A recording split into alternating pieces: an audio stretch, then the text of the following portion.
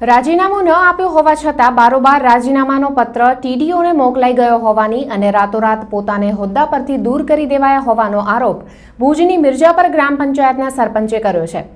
ગામના સરપંચ જગદીશ કેરાઈએ આરોપ કર્યો છે કે પોતાની જાણ બહાર જ પોતાની સહી સાથેનો રાજીનામા પત્ર ટીડીઓને મોકલી દેવાયો અને ટીડીઓએ પણ રાજીનામા પત્રને રાતોરાત મંજૂર કરી સરપંચ પદનો ચાર્જ ઉપસરપંચને સોંપી દીધો। આ અંગે આજે જિલ્લા કલેક્ટર સમક્ષ રજૂઆત કરાઈ હતી। જગદીશ કેરાઈએ આ ખેલ પાડવા માટે જિલ્લા પંચાયતના કારોબારી ચેરમેન અરવિંદ પિંડોરિયા અને ટીડીઓ પર આરોપ કર્યા છે।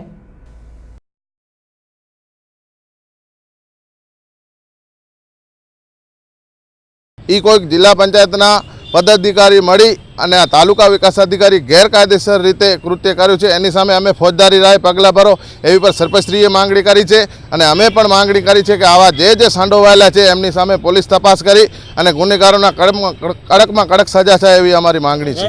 આ પેપરમાં મેં આપી દીધી પણ અરવિંદ લાલજી પિંડેરા પર મને શક છે। આ બસ આ રીતે બ્લેકમેલ કે ભાઈ આમ નહીં કરતો હું આમ કરી નાખીશ તેમ કરી નાખીશ સતત મને આ પરેશાન કરે છે માણસ। તો સમગ્ર ઘટના અંગે કચ્છ ઉદય ટીવીએ તાલુકા વિકાસ અધિકારી BH પંપાણીયાનો ફોન પર સંપર્ક કર્યો હતો। તેમણે પોતાને ટપાલ મારફતે રાજીનામાનો પત્ર મળ્યો હોવાની અને તલાટી પાસે સહીની ખરાઈ કર્યા બાદ તેને મંજૂર કર્યું હોવાનો ખુલાસો રજૂ કર્યો હતો। તો સમગ્ર ષડયંત્ર માટે જેને મુખ્ય સૂત્રધાર તરીકે ગણાવાઈ રહ્યા છે તે જિલ્લા પંચાયતની કારોબારી સમિતિના ચેરમેન અરવિંદ પિંડોરિયાએ સમગ્ર બનાવ અંગે પોતે સંપૂર્ણ અજાણ હોવાનું જણાવ્યું હતું। જો કે એક બાબત બહુ સ્પષ્ટ છે કે સરપંચની જાણ બહાર તેમની સહી કરાવી લેવાઈ રાજીનામાનો આખો ખેલ પાડી દેવાયો છે। આ અંગે ખરેખર તો ફોજદારી ફરિયાદ દાખલ થાય તો જ સાચું સત્ય બહાર આવી શકે તેમ છે।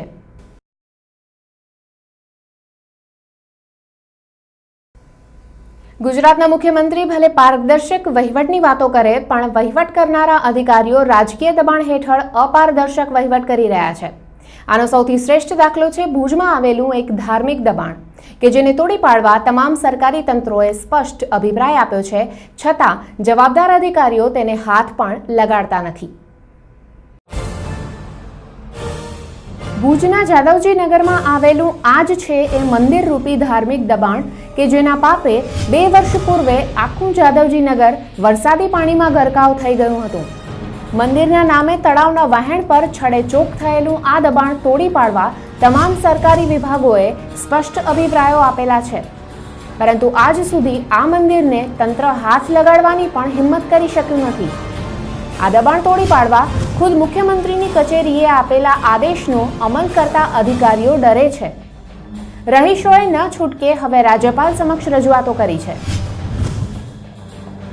ત્યાં કરે ચીફ ઓફિસર દ્વારા ત્યાં તોડફોડ કરીને થોડુંક દબાણ હટાવવાની કોશિશ કરી હતી, પાછું કેમ અટકી ગયું? એ દબાણ હટાવવા માટેની જે કોશિશ કરી તેમ છતાં એ કેમ કરવામાં ના આવ્યું, એમ શા માટે ઉદાસીનતા રાખવામાં આવે છે?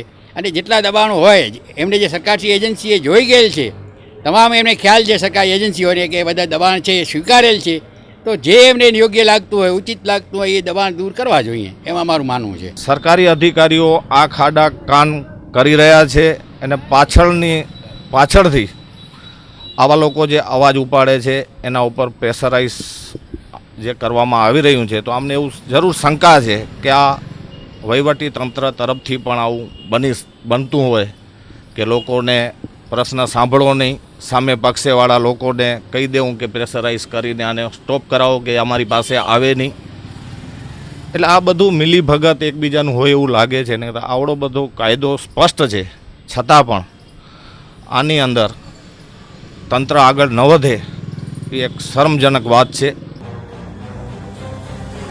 ભુજના પૂર્વ ચીફ ઓફિસર ચેતન ડુડિયાએ ગત 7મી જૂને આ દબાણને તોડી પાડવા હિલચાલ આદરી હતી, પરંતુ ઉપરથી રાજકીય દબાણ આવતા એ કામગીરી ભેદી રીતે મોકૂફ રાખી દેવાઈ હતી। મંદિર રૂપી દબાણ દૂર કરાવવા આ વિસ્તારના લોકોએ સંકલ્પ લીધો છે, પરંતુ જેની સીધી જવાબદારી છે તે સરકારી તંત્રો આ દબાણનું નામ પડે અને પાણીમાં બેસી જાય છે। લાગે છે કે સરકારી અધિકારીઓને મન રોટલો રડી ખાતા વેપારીઓની ફૂટપાથ પર રહેલી રેકડીઓ કે ગરીબોની ઝૂંપડપટ્ટીઓ તોડી પાડવામાં જ બહાદુરી છે। કચ્છ ઉદય ટીવી ન્યૂઝ ભુજ। જિલ્લામાં તસ્કરોનો ત્રાસ યથાવત રહ્યો છે. તસ્કરોએ અંજારના હંગામી આવાસમાં એક બંધ મકાનને નિશાન બનાવી સોના ચાંદીના દાગીના અને રોકડ રકમ સહિત 21,000 રૂપિયાની માલમત્તાની ચોરી કરી છે. મકાન માલિક સાંજના 6:30 થી 10 વાગ્યાના અરસા દરમિયાન મકાનને તાળું મારી બહાર ગયા હતા. તે દરમિયાન 3.5 કલાકમાં તસ્કરો કળા કરી ગયા હતા. તો શનિવારથી સરકારી કર્મચારીઓ માટે વધુ એકવાર મિની વેકેશનનો સંયોગ સર્જાયો છે. આમ તો સપ્તાહના પ્રથમ શનિવારે સરકારી કચેરીઓમાં રાબેતા મુજબ કામગીરી ચાલુ હોય છે. જો કે રવિવારની રજા અને સોમવારે ગણેશ ચતુર્થીના પર્વની જાહેર રજાને અનુલક્ષીને ઘણા કર્મચારીઓએ સળંગ 3 દિવસના મિની વેકેશનનું પ્લાનિંગ કરી નાખ્યું હતું. પરિણામે મોટાભાગની સરકારી કચેરીઓમાં સુસ્તીભર્યો માહોલ વર્તાતો હતો. મંગળવારે પણ સંવત્સરી હોય વિવિધ શાળાઓમાં રજા જાહેર કરાઈ છે. આમ સરકારી કર્મચારીઓ અને શિક્ષકોને અનાયાસે મિની વેકેશન માણવાનો લાભો સાંપડી ગયો છે.